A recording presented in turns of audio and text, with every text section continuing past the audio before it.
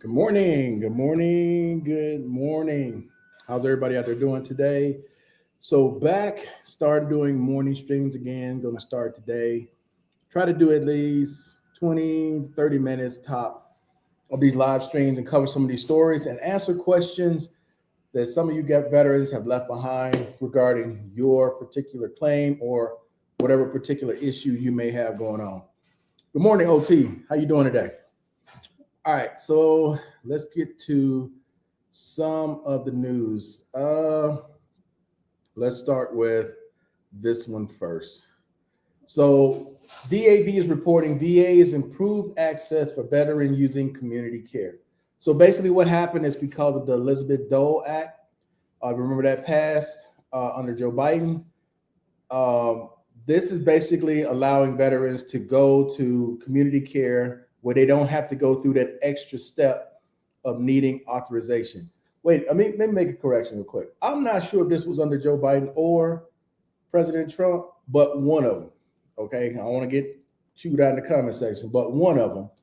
Okay, this was passed under. I think it was under Trump. Biden though, if I'm not mistaken. But this is allowing veterans to have a more streamlined approach to getting community care without having to get that extra step.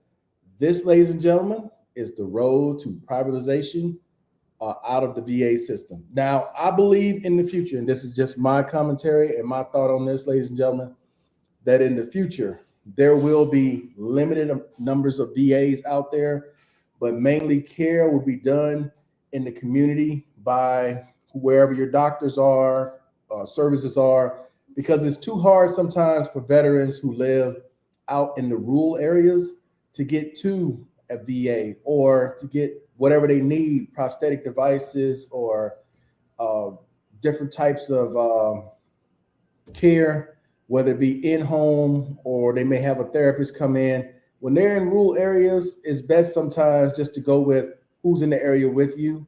And the way they're doing community care now, by streamlining it more, it allows more people to get the opportunity to get the care that they need. So, with that being said, ladies and gentlemen, I do believe in the future, in the near future, there will be a limited number of Department of Veterans Affairs, mainly in your major cities where there's a larger number of veterans, and a lot of these other smaller states. They may have outreach centers, but they probably won't have a bunch of VA clinics like they have now. That's my personal thought. Okay, what's going on, Mr. B? How you doing today? All right, so we got that one out of the way. Let me go to the next one here, which is a Social Security story. So basically, the AP is reporting that the COLA will be announced on October 24th. Now, by law, they still have to announce it. Even though it's generally announced this week, it was actually supposed to be announced today. But by law, they have to announce it. So they're going to announce the COLA next week on the 24th. Okay, so that's going to be a Friday. They're going to announce the COLA. It is projected to be 2.7%. Okay, from all indicators, from everybody who's looked at all the numbers, this is where it is projected to be. And this is news that the Fed is going to use as well. So October 24th on a Friday, I'll probably do a video talking about it. And 2.7%, I mean, that's pretty low, especially when you know that Medicare and Medicaid, well, which one? Medicare is going up 11%, but you're only getting a 2.7% increase. It's better than no increase, but at the same time, let's be honest, this is not keeping up with inflation. Nobody's going to win only getting 2.7%. Unless you have multiple streams, you got multiple government jobs where this is increasing your total portfolio versus, one check or maybe two.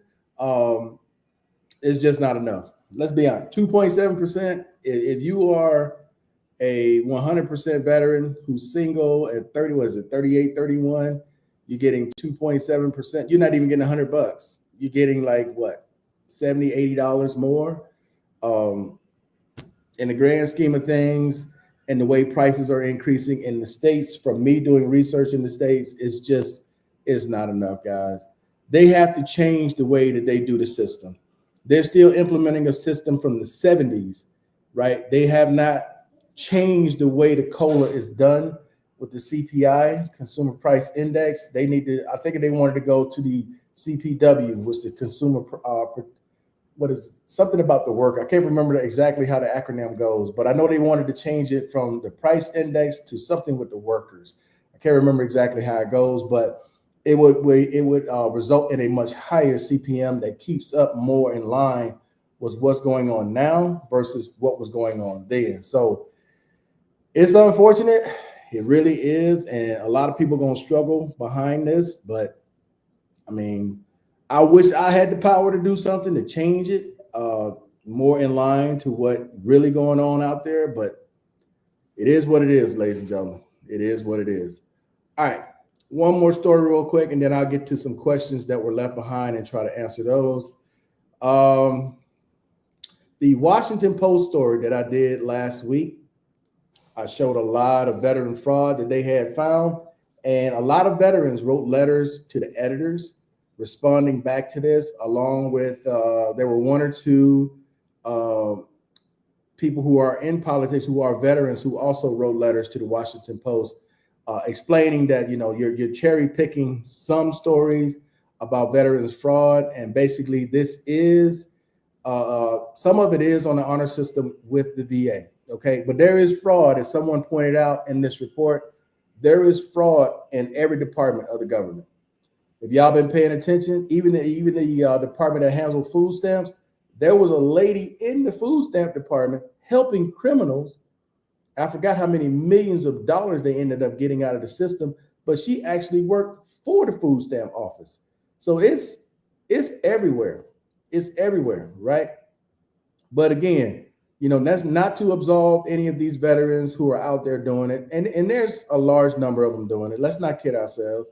There are people out there who have legitimate disabilities. They deserve all the help that they can get. And then you have some who are just gaming the system. They are. Let's keep it above. But this is a response back to the editor. Different people wrote letters. I'm not going to run through all of them. I will put a link in the chat for anyone who's watching this on the replay, where you can actually go back and read all of this.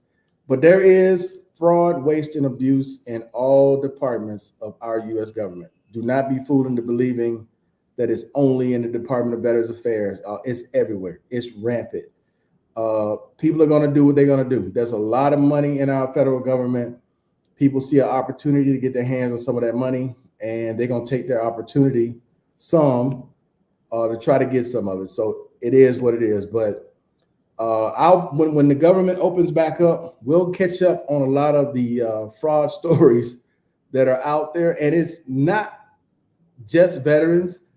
There are so many companies, and I've said this before, man, the amount of fraud, domestic and foreign, that our U.S. government has to deal with. And then people wonder, why does it take so long to get this done, Because, man, they are stretched so thin, tracking down just different forms of fraud everywhere.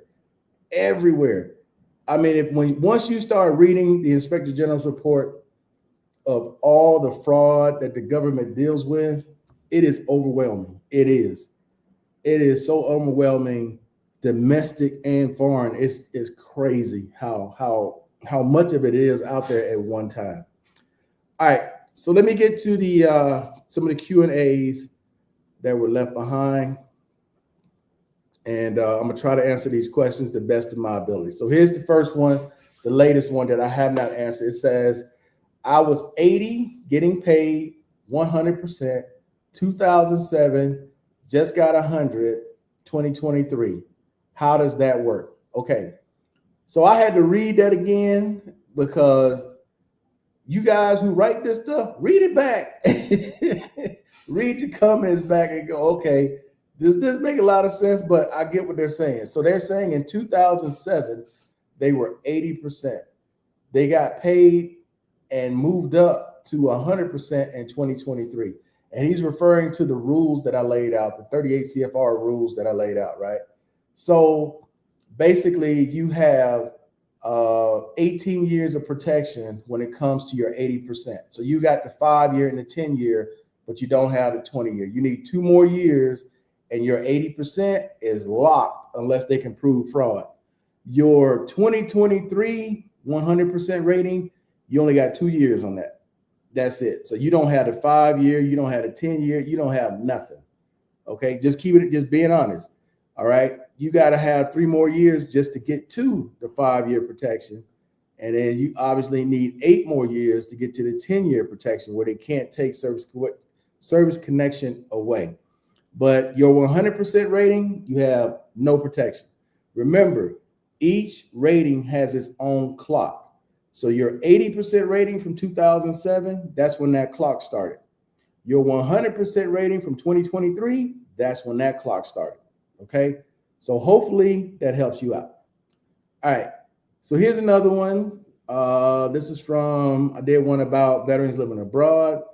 This person said, halfway house is for people getting out of prison. And if you're financially responsible, none of that stuff will happen. Okay. Let me respond to this real quick. So a halfway house, I don't know what state you're in, and I don't know how it works where you are. And I've said this before. Every VA is different. Every clinic is different. Every hospital is different. How they administer stuff is different. Where you are, halfway houses by the Department of Veterans Affairs may only be for people coming out of prison. But in other states, like in the state of Arizona, they had halfway houses where they would put veterans who were homeless. Okay. They would take whatever road they could to get people out of being on the streets, especially if they were families. So if all they had available was a bed in a halfway house, guess where they would put them? In that halfway house. If all they had were beds that were available at some rehab clinic, guess where they would put them? In that rehab clinic. So I'm not sure what state you're in or how it works in the state that you're in, but every VA, every clinic, every administrator, every what do you call them? Social worker is not going to administer it the same way. So I appreciate your comment, but it's not just for people coming out of prison.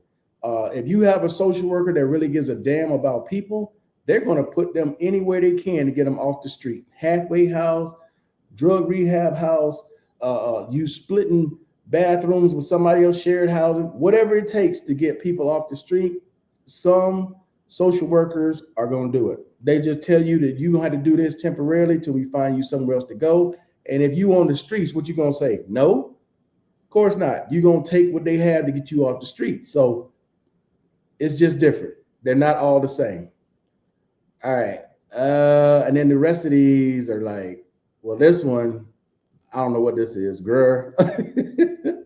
All right, and then this one, it's the last one I'm gonna do. It says, how do we get a link to the information and vote against this, etc.? Okay, so this was supposed to come out. The changes, the proposed changes were supposed to come out in November. Because of the government shutdown, a lot of this is going to get pushed back. So the proposed changes that they're going to make may not come out until sometime next year.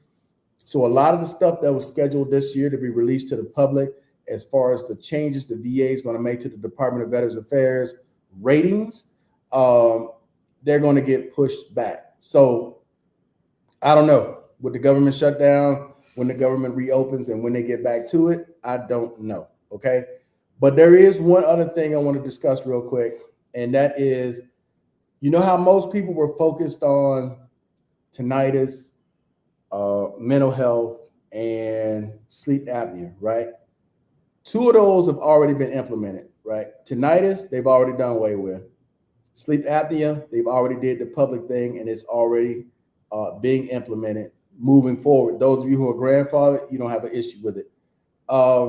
And then the mental health aspect was the one that they were going to change, and they were going to add more numbers in, where it's basically all odd numbers, right? Except 90 and 30, wait, 97. No, there's a 70. So 90 wasn't in there, and none of the even numbers were in there, right? There was where they're going to make a change, and they were going to make halves, like 75, 65, 55, because a lot of people don't quite fit each category. So that was going to be completely revamped. But one of the things that got missed that most people didn't talk about and didn't catch was the changes to the muscular skeletal system and how secondary conditions connect to primary conditions. They want to put a time limit on it.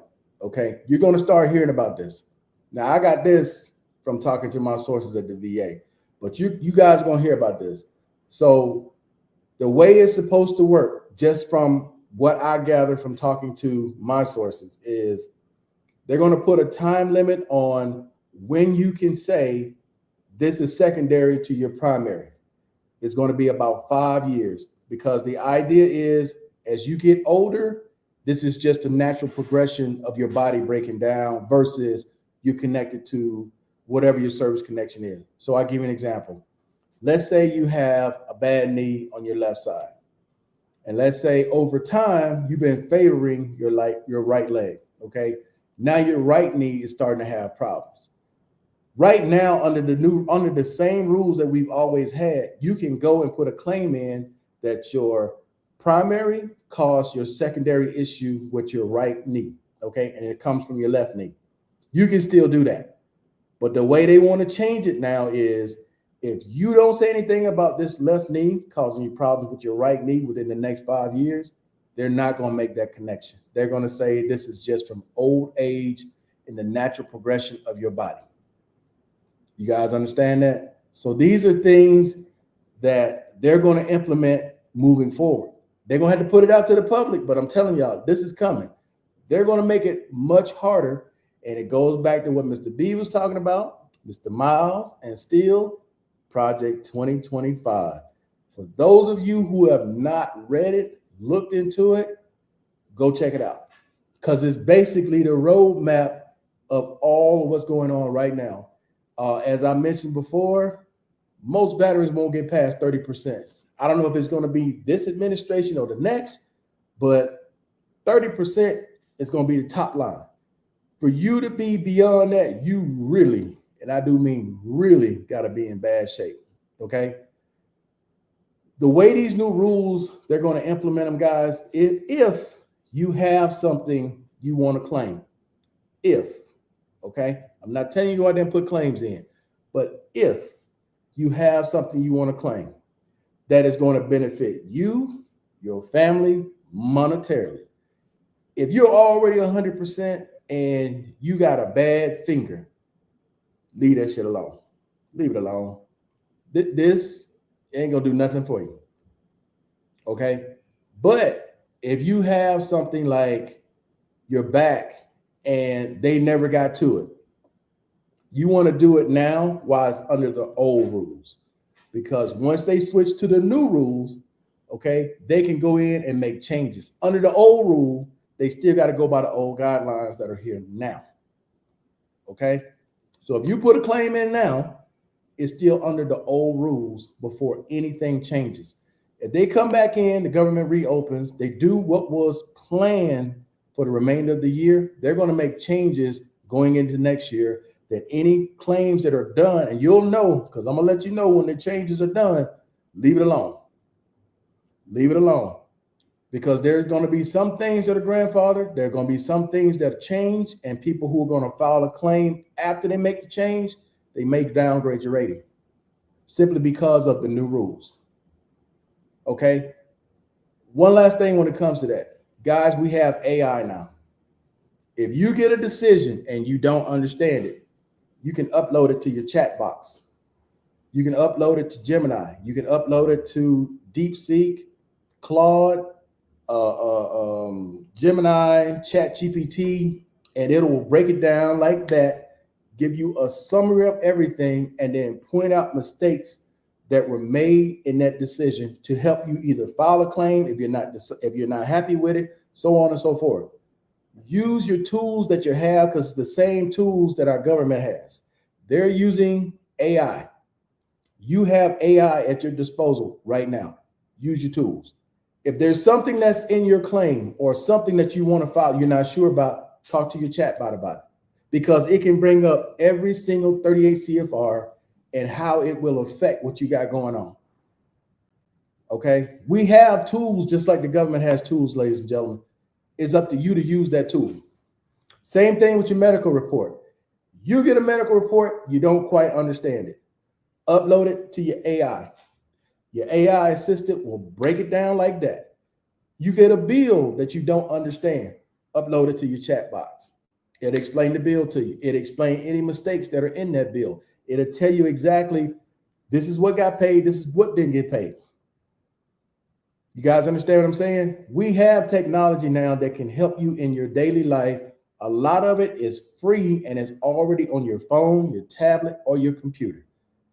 So if you run into a situation you don't quite understand, right, and you need it breaking down even simpler than me just talking to you right here, go to your device. Ask it a question. Play my voice in your device and have it, okay, this is, blah, blah, blah, this is, he's talking about X, Y, and Z. Okay? Use your tools, ladies and gentlemen. Use your tools. All right? And that's it for this morning, man. That's all I got. I don't want to keep you guys on too long. I did put the link to the Washington Post story where a lot of veterans and other people wrote back to the editor who did the piece on veterans who committed fraud. That is, they're saying it's not as widespread as the Washington Post original story makes it out to be. I'm not going to say it's widespread, but there is a large number of people out there that are committing fraud. I'll just leave it there with that. Okay. And with that being said, guys, that's it. Hey, I appreciate everybody watching as always. And until the next time, I'm out of here. Peace. I'll see you guys tomorrow morning.